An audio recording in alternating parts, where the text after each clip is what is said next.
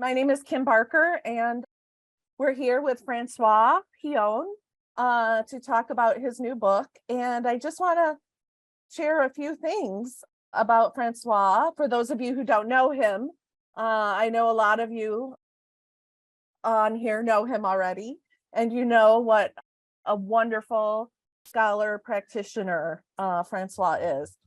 But Francois completed his master's degree in industrial organizational psychology at the University of Waterloo in Ontario, and then pursued his Ph.D. coursework in org behavior at Case Western's University's Weatherhead School Head of Management.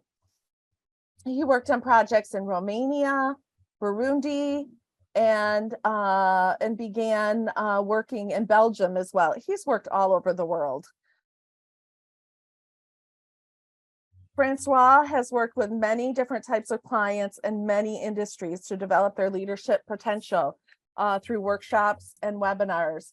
He recently co-edited writings of management pioneer Mary Parker Follett, published on Amazon, Mary Parker Follett, Ideas We Need Today. It's translated in French, Arabic, and soon in Dutch.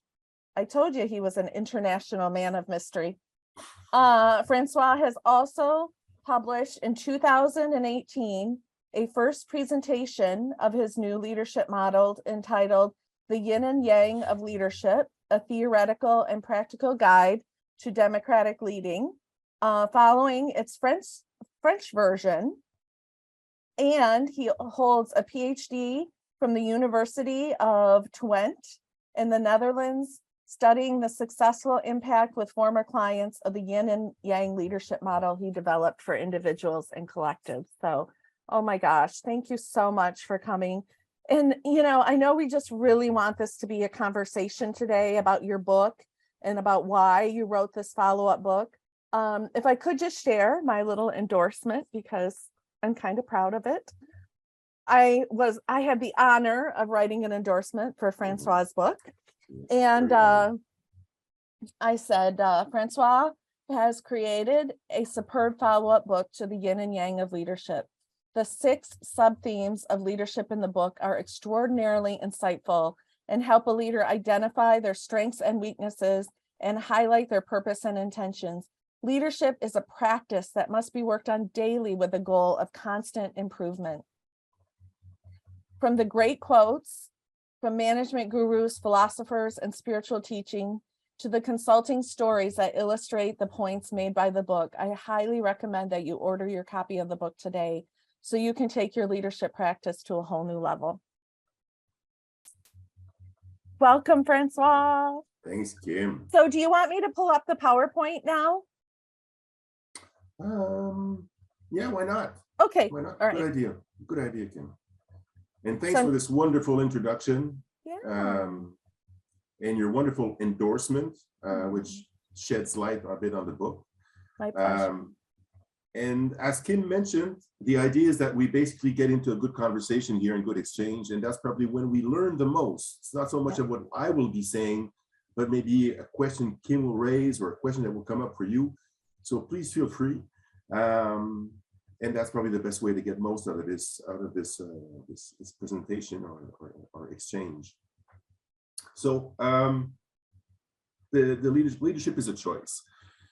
Where did this book come from? Essentially, Yes. Kim mentioned there was the Yin and Yang book that I published in 2018. I had just completed my PhD, and I would say in preparation to publish this book. I really feel this was kind of a certain culmination of this reflection, and the reflection was there was one intention, and maybe we can go to the next slide, Kim, Sure. please. This is a 30-year journey, essentially, that I basically pursued, and I had 30 years ago left my PhD to pursue a more spiritual quest. And when I did that, I committed to one thing, and that was to eventually produce an intellectually solid reflection on leadership that could connect the wisdoms of management, psychology, philosophy, and spirituality as well. And so I've done that journeying. I've eventually completed my PhD, and this book is basically an offering for you to appreciate these different perspectives. one thing I'd like to highlight is that it's the idea that it is an accessible kind of reading. I define myself, in French, we have the word, Kim, we call it to be a vulgarisateur, to vulgarize. And if I translate correctly, I think in English, it would be a popularizer, somebody who makes something popular. And I think my main mission is in that vein, and it's not to make it popular in the sense that everybody knows about it, Right. but to make it accessible to people. And we're in an era where leadership is everywhere, and there are good reasons to, because, welcome, because we need leadership everywhere. If our democratic societies are going to function, and that's the wisdom coming back from Mary Parker Follett, we need to develop leadership everywhere. So I think the idea with this book is to basically offer wisdom that can be accessible to everyone in that effort, whether it's you individually, you collectively, you in your family, you leading your organization. Essentially, the beauty with leadership is that it applies to the different levels.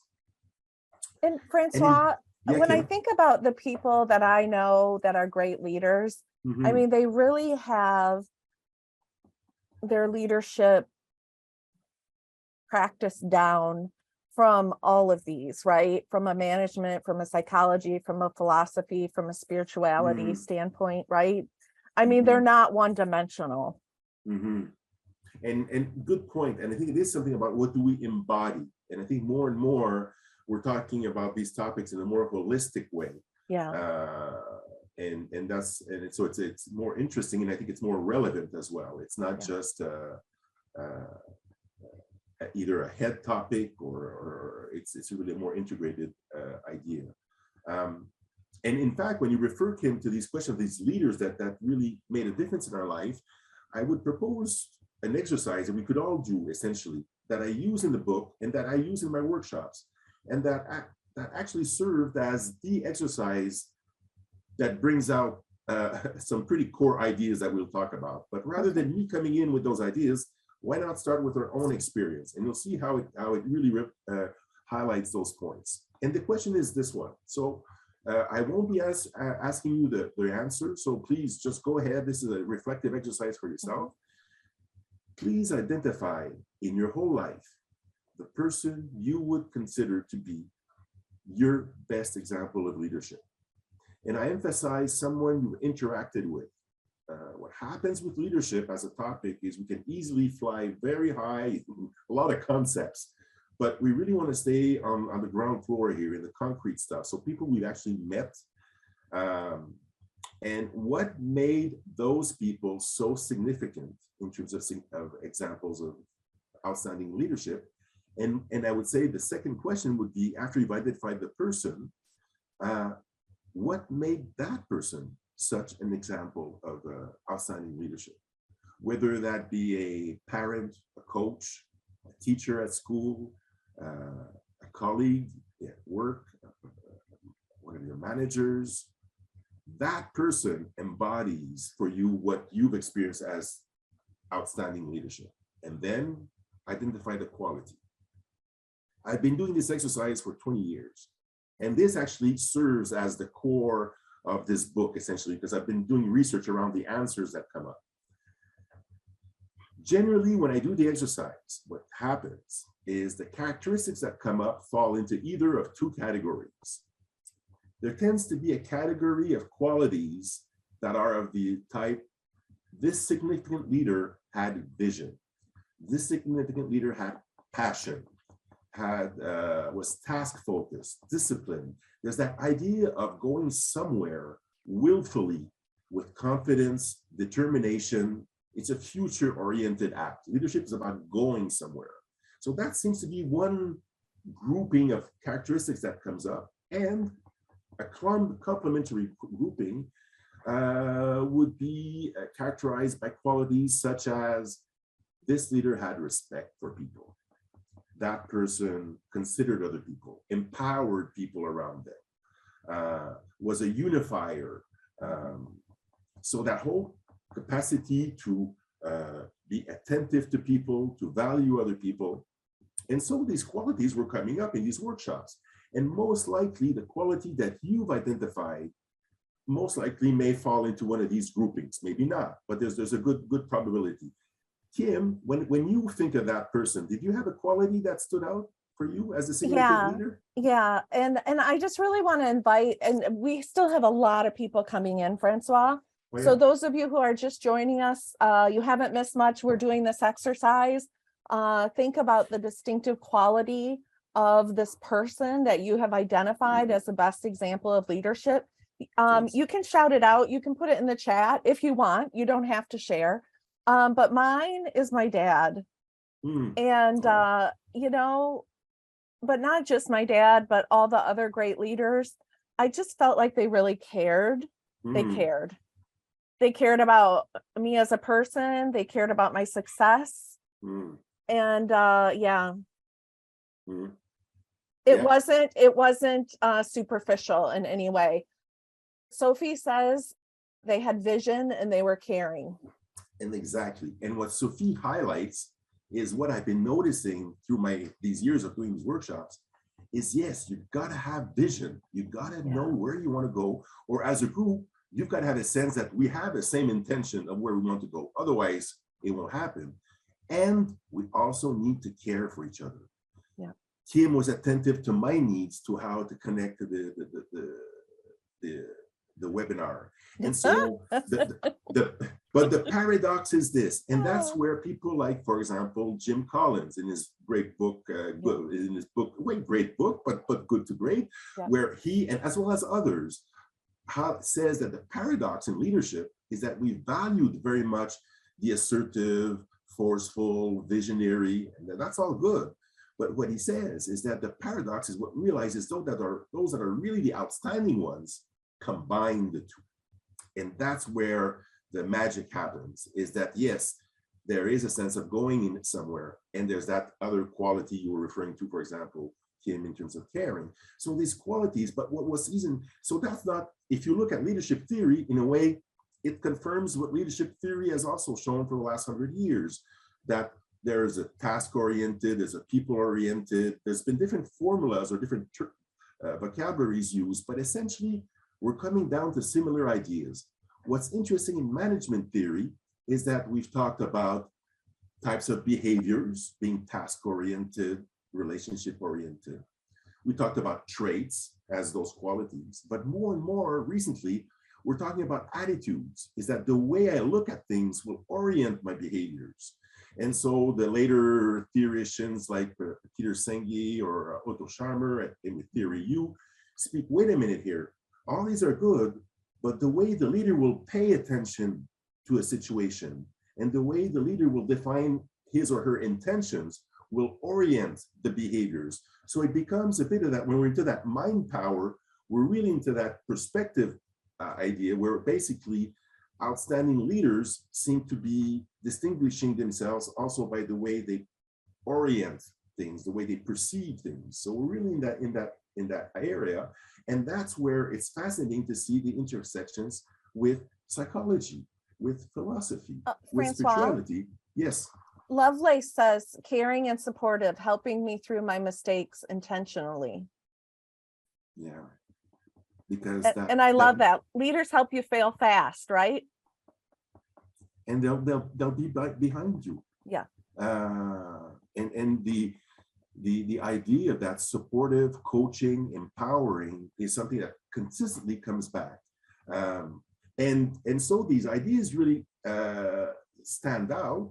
And my objective with this book was to, how can we present this simply and highlight how they really come out in different areas of management, psychology, spirituality, and so on.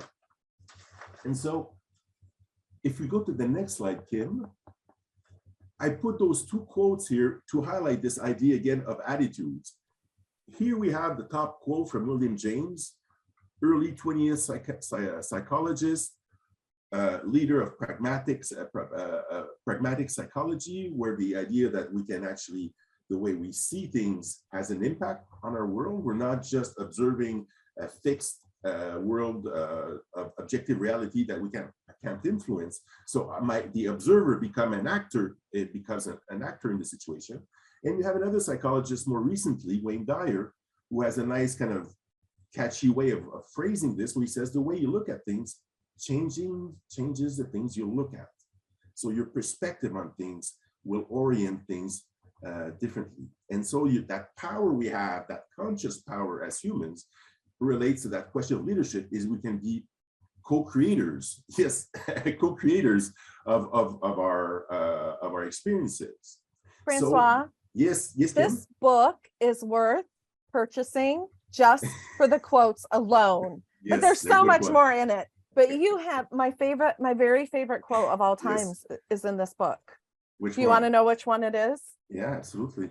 It's by Warren Bennis. Ah, Leaders are made, not born, and made more by themselves than by any external means. No leader sets out to be a leader per se, but rather to express him or herself freely and fully. Becoming a leader is synonymous with becoming yourself. It is precisely that simple, and it's also that difficult. First and foremost, find out what it is you're about and be that. find out what it is you're about and be that. That is that also for me, Kim, has remained really a beacon. And that's what's interesting, because it comes back again to rethinking how we understand leadership. Yeah. More and more I say leadership is not three things. Leadership is not innate. We got to get rid of this thing here. It is not innate. We may have predispositions, but it's a learned capacity. So that's number one. Number two, leadership is not hierarchical. And I'm sorry here, it is not necessarily directionally proportional to your hierarchical level. Yeah. It may actually be inversely proportional. I've seen it. So we need humility on this topic. Sometimes in higher levels of organizations, there's such a lack of authentic, intelligent thinking that there's a lot of lack of leadership. And so if we're in power games, we're not into really effective leadership either way. So it's not hierarchical, and we need it everywhere. So it's not innate, it's not hierarchical. And the other, and coming back to your point earlier, Kim, about how it's a daily practice, it's not permanent. It's not because I've got a self-designated tag of leader today that I am the leader to tomorrow, or a great leader tomorrow. I can be great right now in how I exercise my leadership, and in 5 minutes I can be pretty lousy. so it's an ongoing thing. And that's why if we go to the next slide, Kim, I propose this model essentially that is the basics. And that's where I first proposed in the yin yang, the idea that these two groupings that we notice throughout different fields can be presented in this way. In one is this idea of being intentional, that we're talking about going somewhere. And my leadership individually, as it would be collectively, will be a function of our will. And that will be our guiding and our federating force in terms of what we want to achieve. And what we see as complementary quality is that capacity to be open, to value, to connect things, to empower. And these could interrelate, and that's the idea of the model. Now, you could ask me, so this is all nice. You've got these two attitudes that help you orient and that characterize effective leadership. But you could ask, okay, so how are they transformational? Why are those particular attitudes better than any others? And what I would propose is, rather than give you the answer, is to have you experience it. And that's where it gets interesting when we explore these attitudes. And the exercise is the following one. If we go to the next slide, please, Kim. We'll first get a taste of what it is, the transformative power of appreciation. First question. Think back of your day thus far. Whichever time zone you're in, look back at your day from the moment you got up this morning. Scan your day, whatever happened. Try to identify the one thing you have most appreciated in your day thus far. Maybe it's just you were able to get up on your 2 feet and breathe And that can be plenty enough to be grateful. What else? People you interacted with, things you've done, up to the moment where you got on the webinar, what's the single thing you can say, yeah, I'm really grateful for that I've experienced this today, or that I met this person, or that I had this call, or that this happened. Can I share with you? Go for it, Kim. So just before I got on this call, my son and my grandson, 2.5 years old, they walked me through their new house. They just closed on their first home. And they were so excited. And, I just, not that, they bought their first home, although that's a wonderful thing, but it just really makes me proud that, I'm going to get all verklempt here, but that I raised good human beings, right? I mean, that they're successful, and they're, and they're making their way in this thing called life. And it just made me so happy. Well, Kim, thank you so much, because you've demonstrated eloquently the transformative power of appreciation. Mm-hmm. And there are three. First, it gives you awareness. You probably became more aware of your day just by thinking about it, because we go through our days and things spin really fast. So we gain awareness by having that receptive way of looking at things. But more than that, and Kim, you exemplified it beautifully, is when we appreciate things, we bring in the heart, we bring in feeling, we bring in positive energy, and we could feel your positive energy. And that means that we have changed in real time our emotional state. Yeah. Probably a little dose of serotonin, the hormone of well-being, but it's a powerful tool that we have between our two ears, and that we can actually change our state by the way we look, or by the question we ask. And more than that, you exemplified the third level, so awareness, positive emotions, but it's meaning. And you were naturally getting to that, how the idea of the house and your grandchildren and what it represented to you, and the meaning. And I would even say appreciation is a directional attitude. What you've identified speaks also of what you want most tomorrow. Mm. And so our ability with that attitude to look at people and situations is very generative. And that's one way of experiencing it. And in the book, I give different examples of how you can apply it in teams and in your own life, but it shows how it's a way of looking at things that really has impact in those three ways. And as I mentioned, it leads us to direction. Yes, definitely. But appreciation to be reciprocated, but it's probably the best way to gain reciprocation. When you taste appreciation, it's like it's an evocative force. But if you go to the company, we have some comments here. Yes. Appreciation is an attitude that should be reciprocated. Connecting with people helps them grow. Do you mean integrating emotional intelligence and leadership? Siham, totally. That's exactly it. And that's where there's a beautiful connection. And thanks for mentioning emotional intelligence, because it's probably one of the greatest contributions, in my opinion, in the last 50 years of psychology. Yeah. We value leaders who could really throw a fit, scream to everyone, scare everyone away, and then they'll get to work. We're realizing that is just wasteful energy. You go nowhere with that kind of attitude. So rather than spinning in or reacting in our typical patterns, emotional intelligence tells us, wait a minute, can you just look at it, feel it, be aware, so you can be, and I like this difference in those two words, be proactive rather than being reactive. Mm-hmm. And I'll raise my hand in being reactive. I can be very reactive, but it's how can we learn? I think we all can. Yes, to not fall into that. So it's definitely the appreciative perspective is what we're talking about more and more, kind of a conscious way of looking at leadership, mindful perspective, so that you experience things and you can consciously choose how you want to deal with it. And that's what leads us to the next slide. And if I could just say, Ron Mills, who has taken several classes with me, and again this semester, I think he's a glutton for punishment, but he said, I try to start every class this way.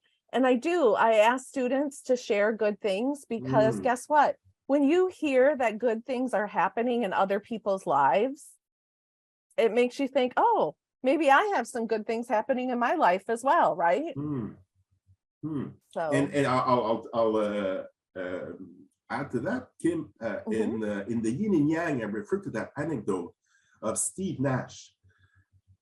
As a Canadian, I'm kind of proud because he was a famous NBA star and all that from Vancouver. But what's interesting with Steve Nash, I'm not a pro, I'm not an expert in basketball, but what I understand is he was a pretty good leader in structuring strategy and games. And he won the MVP, as I understand, 4 years in a row, which is something like unheard of, or he Oh, was a second. wow. Yeah, I think he was only the second player to have it so many times. And but what's interesting, coming back to the appreciation and the recognition, and I remember hearing him in an interview with Charlie Rose, and Charlie Rose asked him, Steve Nash, how do you lead your players on the court and be so successful? He says, I build on their self-esteem. He says, I know this player is really good at this kind of play, so I'm going to try to structure a game so I can use his best skill at doing that particular play. And then I'll try to build on this other player's particular skill at doing that other particular play. And he says, what happens is that everybody feels good. And since everybody starts feeling good, we all feel good together and we perform better. Yep. Kim Cameron, who you know well, who does some beautiful, I like his research. It's very, very nice, very sophisticated. And he talks about his energizing networks in organizations, where basically subgroups in organizations that communicate better, appreciate each other better, multiply collaboration, innovation compared to other contexts. So it's again affirming that kind of attitude as much individually, but when we talk about cultures of recognition, for example, of inclusivity, we're all in that same ballgame. But again, the power of appreciation as an attitude brings us to direction, to what we want, essentially. And the idea of the importance or the transformational power of intentionality is that as humans, we have one thing that distinguishes us from animals, is we have our free will. Yep. And we can think of tomorrow. My dog does not think about tomorrow. And that's okay. But the thing where I have a power is I can start imagining tomorrow, not with a magic wand, but I can start orienting things. I can start influencing things. And that's my power as a human. And I find it interesting. I refer to the hero myth in the book as an example of intentional leadership. And as you notice in heroic stories, there's often that image of the hero or with a sword. The symbolism of that is our will. Our will is like a sword. If I define what I want of my evening, I'm starting to cut into reality. It's a power I have as a human. And the diagram I have here, and I have to thank a friend and former colleague, Herman Wittux, with his banana, but it's the idea that basically, as humans, the way we look at our future has a direct impact on our present. And that's another way of looking at the power of leadership. It's a way of looking at the future that influences how we act right now in a positive, hopeful, determined, confident way. I just love this.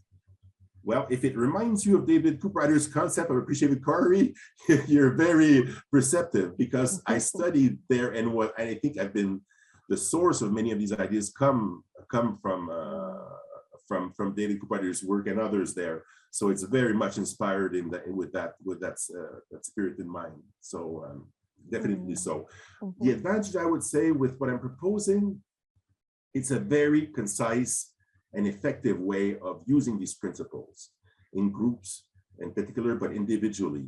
So because, and my argument is that these two particular perspectives are very generative. They're very, very generative. And the idea with this book is that we could talk about intentionality of appreciation, but the question still was, well, can you tell me more? Can you tell me more about what does it mean to be intentional? What does it mean to be appreciative? What are some of the sub factors? And essentially what I did, and that I, in my PhD, which I took, which is the base of this book, is I collected the flip charts from the exercise we all did at the beginning of the webinar. When Kim and I asked you, identify your significant leader, the person that exemplifies most for you the best of leadership, and identify the one characteristic that distinguished that person from everyone you've met in the past. Well, essentially what I've done is I've collected those flip charts of qualities.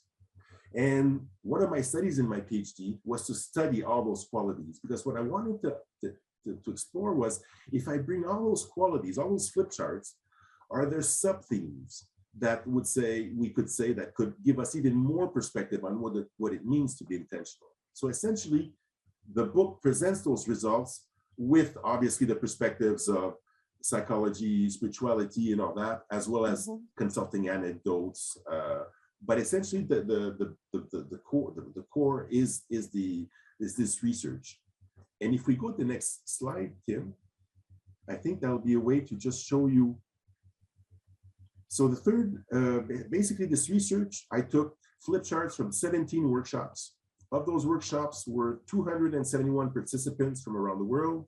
Wow. And these participants identified 278 characteristics of their best example of leadership. So those are leaders who say, my best leader is, I identify as such because of that quality. And we've got 278 of those, so it's pretty good stuff. When we put them all together, and I studied through thematic analysis, so basically looking, are there themes? 6 sub-themes were identified. 3 sub-themes, if you click again, Kim, I think it'll follow.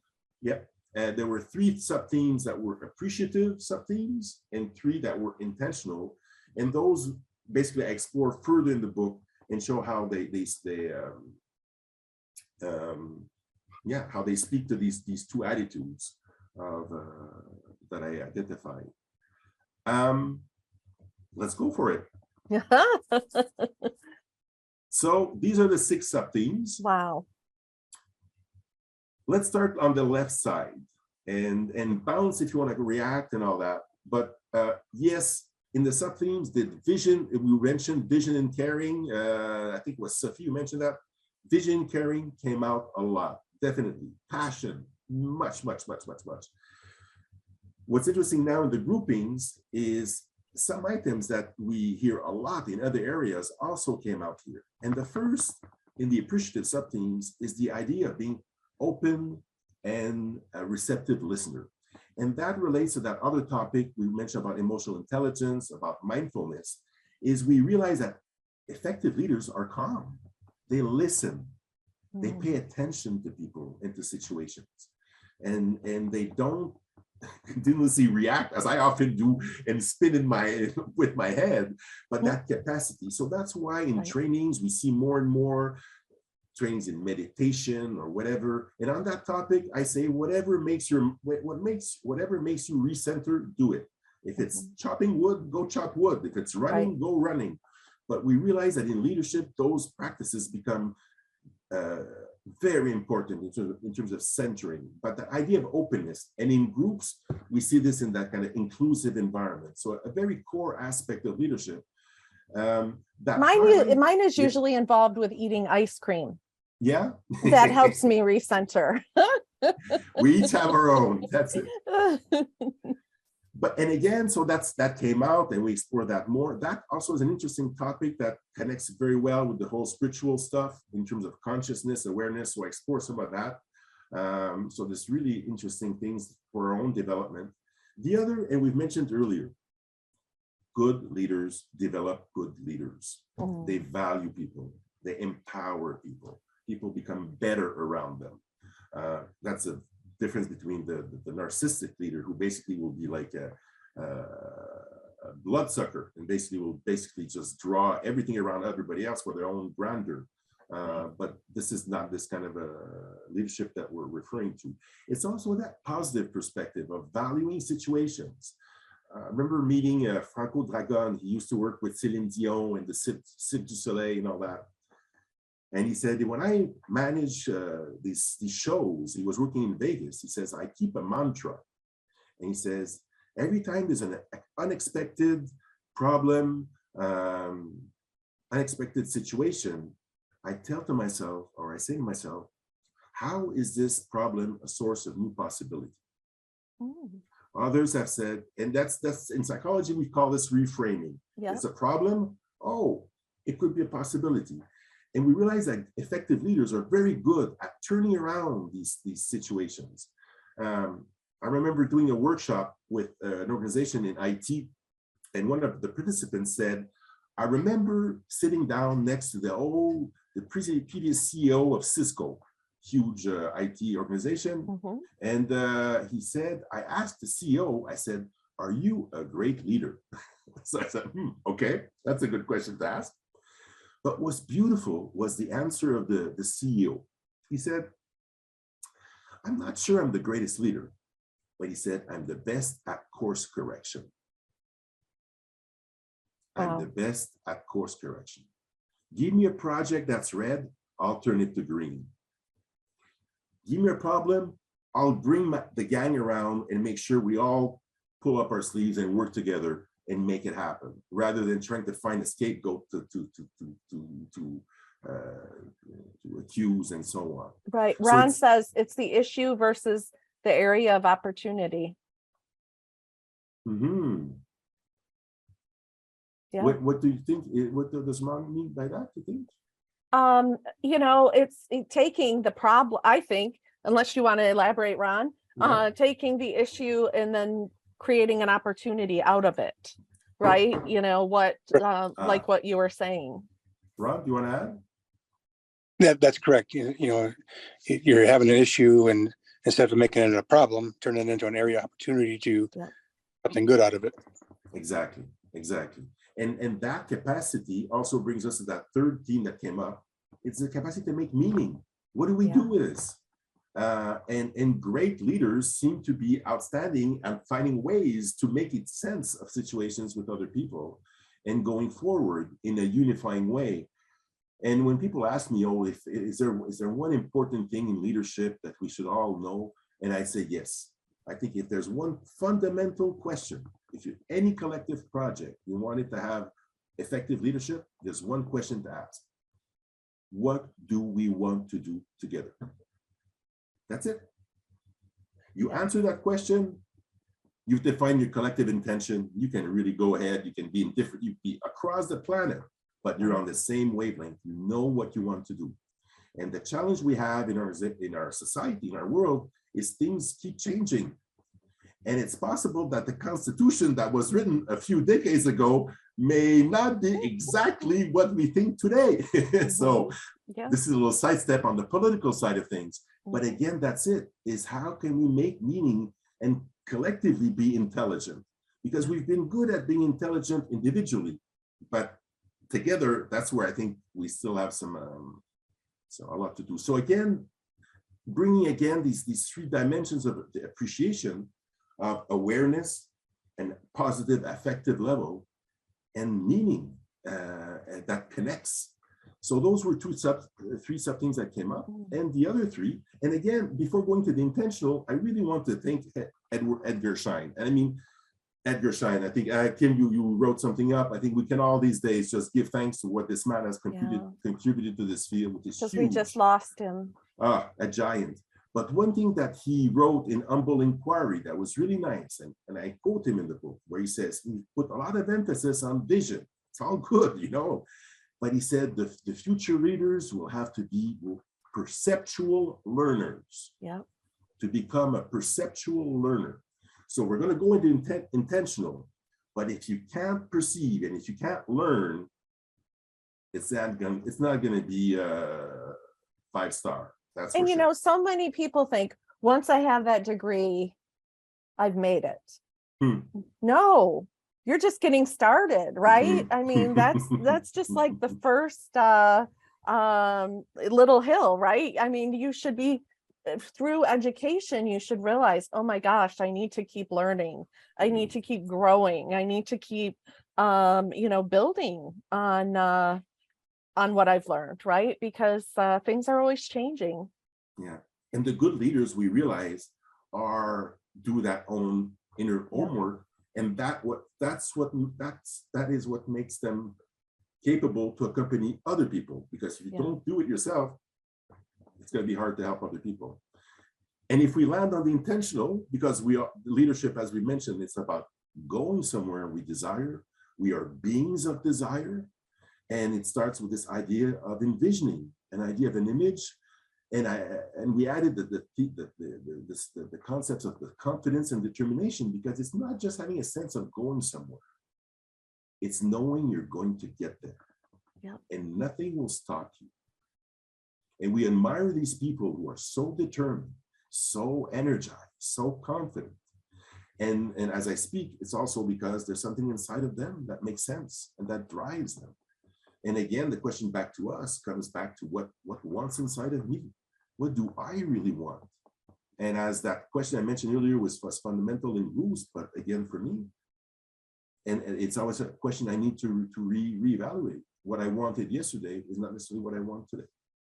But, and the idea of belief and faith that comes with this, again, that I highlight, that connects nicely with the spiritual stuff as well. But if we don't have faith in that something that is supposed to happen, and we just lose faith at any instant, it's going to be very hard to accomplish anything great. And so we see that those qualities are core, and not just going somewhere with confidence and determination, but that idea, and that's what's interesting, that distinguishes leadership from commandment, but it's that energizing passion and positivity, because we're kind of drawn in this adventure, whatever that is, because the people are just so passionate about it. And it comes down to the idea, we talk about stress and mental health and organizations, but are we connected to what really drives us? Life is too short. And when we are, everything's possible. And so it's that kind of leadership, that kind of energy we're trying to connect with, and not in an aggressive, fearful, controlling, this is good for gorillas basically, but in a way that inspires us to do something greater. And the third theme, and this is probably one of the most consistent ones over the years, is the idea of exemplarity, authenticity, and exemplarity. Is you walk the talk. And I've learned most from my parents, not what they said, it's what they were. And I think it's the same thing in organizations and families. And if we want to induce change, if we want to promote change, well, we better start just being the change we want to happen. And so we speak of the challenge of integrity in our organizations, but it comes down, I think, to, are we intentional? Yeah. If we want integrity, we have to know what we want. If I don't know what I want, it's really hard to show integrity. And to know what I want, well, it means I've got to define the kind of leadership that I want to exercise. Francois, and so, yes. I had a student one time, and he said, my boss throws fits. If I told you the company, I think you all on this call would know the company. And even though I know we have people from all over the world, you would know this organization. And he said, my boss throws a fit like a toddler in front of us. And I said, oh my gosh. I said, what do you do? He goes, I run and hide. He goes, I do what they tell me to do, but with a very bare minimum of energy and necessity. And I'm just like, what a missed opportunity for a leader. Yeah. I mean, he's like sucking the energy out of the room when he does that.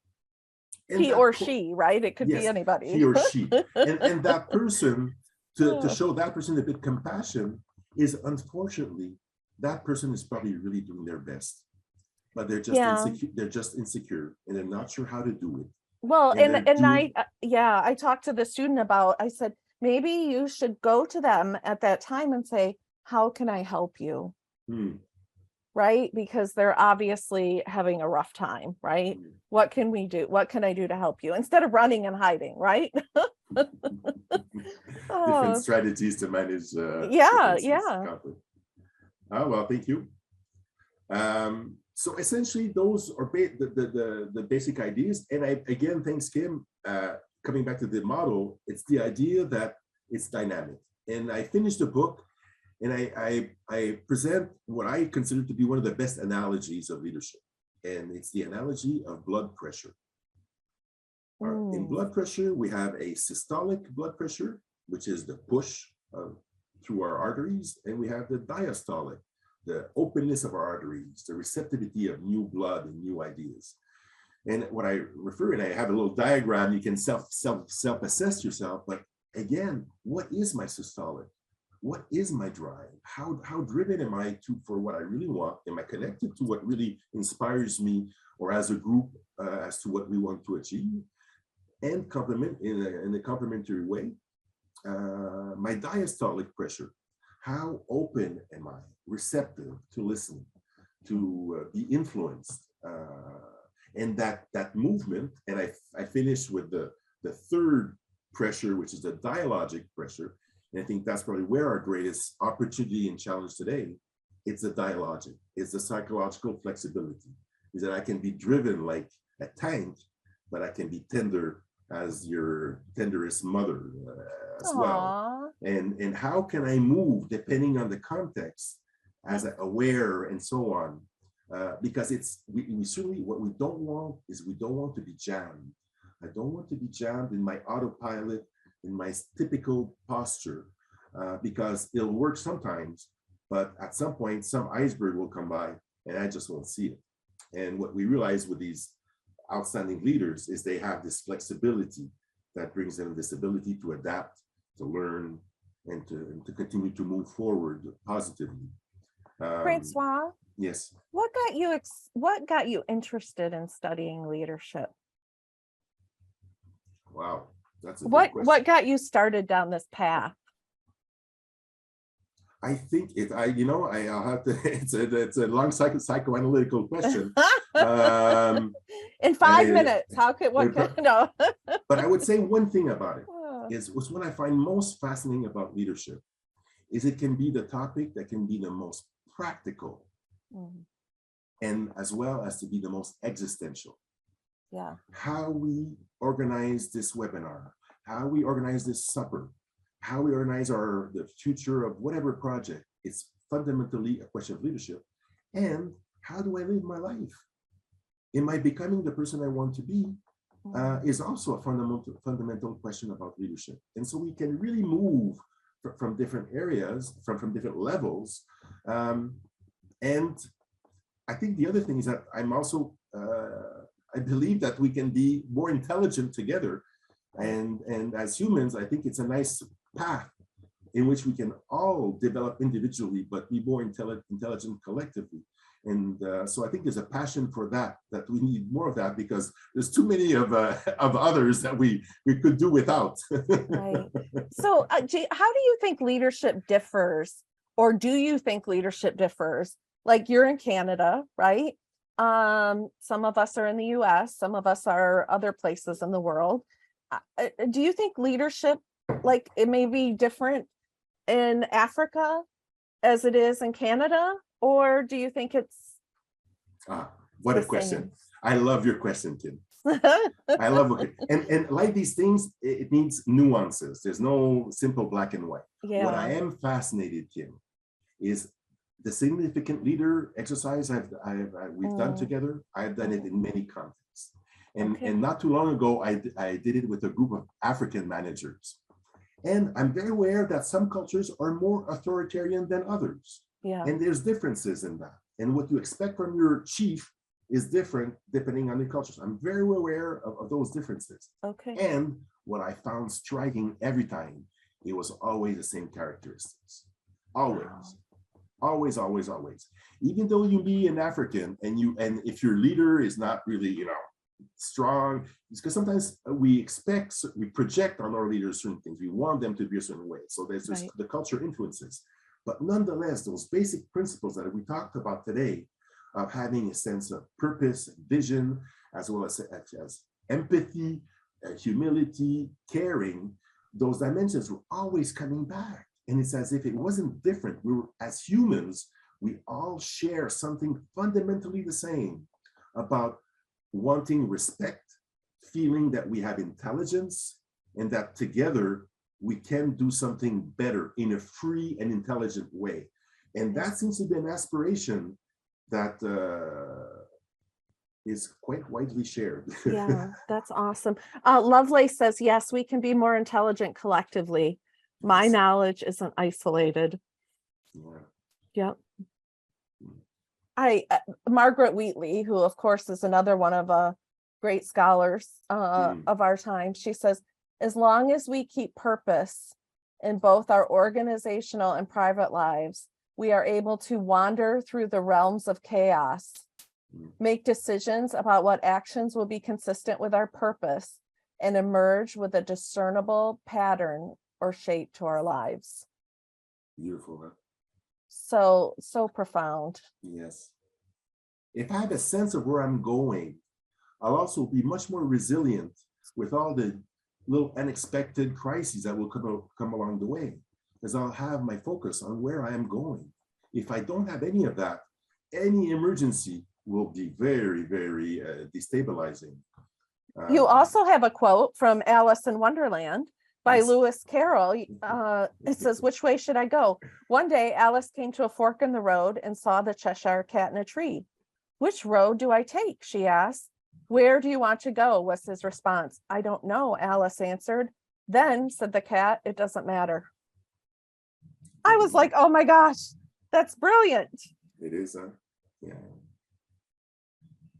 And that's what's also fascinating is that we realize that if we start thinking about where we want to go, things may start to change in that direction. Yeah. And that it's a power we have individually and in our groups that we can choose. It's the idea of the choosing. Thank you so much, Francois. Those of you who are listening to this talk after the fact, I do also have a talk on my YouTube page from Francois on the yin and yang of leadership. So that one is worth listening to as well. But it's so good to see so many friends. Yes. Cecile, I saw your Cecile, endorsement. yeah. Emma, Tara, Wendy Walsh, it's so good to see you. Lovelace, Porter. I mean, it's just so good to see some of your names, and I wish I could see your faces, but that's okay. Does anybody have a question that you want to ask before we go today? Thank you, Ron. Well, I'll ask a last one. And okay. Again, it's applying it's like applying my salad dressing. Ooh. And this is it. This is the question. What is the one thing you've most appreciated from this webinar? Ooh. If there's one thing, one idea that really stood out for you, chew on it, identify it, because the one thing you've most appreciated is full of meaning and speaks, yes, of most likely what you want most for the future. So that would be a last reflection. You could continue on your own. You know, Francois, I've known you for many years, and I always look forward to hearing your words of wisdom. Thank you. And you know, it's been very interesting to watch you perfect your craft. Thanks to friends like you. No, there used to be a Virginia Slims cigarette commercial in the 70s. You've come a long way, baby. I like it. I like it. Oh, do you do any book tours or events in the US? That's a wonderful question. I would like to say yes. So I'll take your question as eventually. Yeah. I've got to work on it. Yeah. So I would like to, very much so. What about the upcoming ISODC conference? Yeah, there was talk about that in Alabama, so I have to check on Yeah. the schedule. Yep, so go whether to online. isodc.org. Yeah, And I'm trying to decide whether I'm gonna join virtually or in person, but exactly. I'm thinking person. Yes, it would be fun. So, yeah, because they say you get so much in person, so much Mm. more in person than you do So much. virtually. So, okay, Thank you for all your messages, by the way. yeah, Too bad we didn't exchange more, but hope it was useful. yes, and thank you guys. Have a great rest of your day. Thank you. Bye-bye. Bye-bye.